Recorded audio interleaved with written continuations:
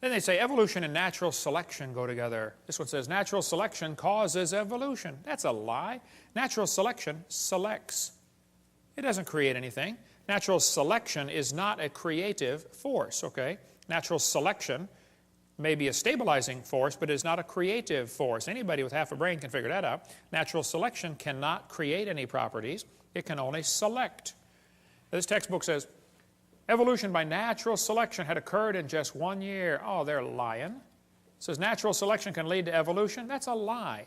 Natural selection selects. It doesn't create a thing. If you worked in a factory that made cars, how far is the Saturn plant from here? Pretty close, isn't it? How many of you work? Anybody here work in the Saturn plant? Okay. Suppose you worked in quality control. Your job was to check the car when they got done building it, you know, kick the tires, slam the doors, and drive it around, see if it runs.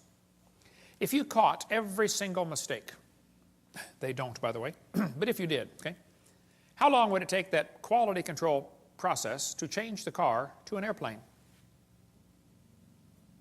You say, Hovind, quality control can't change it to something else. Oh, I know. Only design engineers can change it. And God's natural selection is a quality control that will never change it to a different animal. It'll just make sure you get a good animal, that's all. They keep talking about survival of the fittest. Well, I agree, but that doesn't explain arrival of the fittest. And even survival of the fittest is pretty shaky. It's what's called a tautology, a sentence that means nothing. I'll show you. If you say, Professor, why did it survive? He'll say, oh, because it's the fittest, you know, survival of the fittest. How do you know it's the fittest? Because it survived. How else can you tell? Oh, I see. Look, if a whale goes through a school of fish and eats 80% of them, it's not survival of the fittest. It's actually survival of the luckiest. That's what's really going on out there.